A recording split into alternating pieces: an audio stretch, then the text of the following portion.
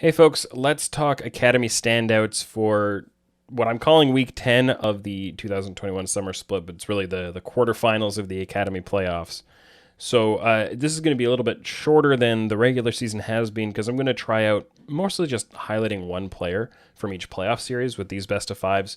When you don't have as many teams, you don't have 10 teams playing every week, so it's a little bit less. It makes a little bit less sense to be picking out 9 or 10 players to highlight. But I'm going to focus on one player from each of the two series last week in the playoffs and just talk about them. So let's jump into it. The two players I'm going to highlight, I'll just put up front, is King from Cloud9 Academy and Kenvi from 100 Thieves Academy. And these are names you've heard a lot about all year long, and for good reason. And they both stepped up in their best of five. So King led Cloud9 Academy to a 3-2 win over Evil Geniuses Academy, really close series.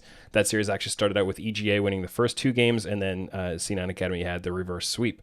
So King actually was, in the first game he played Aphelios, he was a little quiet.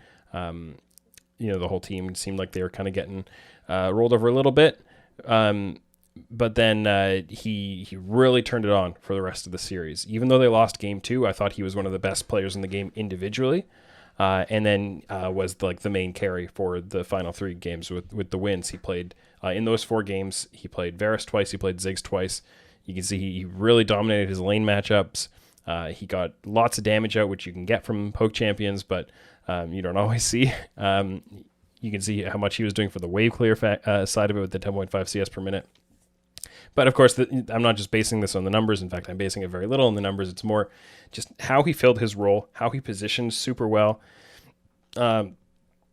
what he contributed in team fights and all of these things. And he just played a super solid series. When you can stand out in a loss, that's always something that's really impressive to me. And that is not always easy to notice or to see, so you have to be looking for it. But he did that, and then he carried his team to that reverse sweep. So really impressive series from King. And C9 Academy have been kind of up and down this split. But if they can get these kind of performances from him and kind of rally around that, I think it could keep them in that contender conversation for the rest of the playoffs, and then, of course, going into Proving Grounds after. Kenvi, for his part, was also a leader for his team. They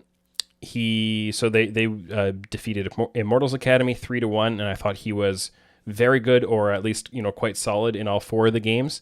He played 2 games of Viego, 1 game of Olaf, 1 game of Graves, which was a little bit unusual, but he did well with that. Really dominated in the pathing, over 80% kill participation. He was everywhere. He was racking up tons of kills, 30 kills in 4 games.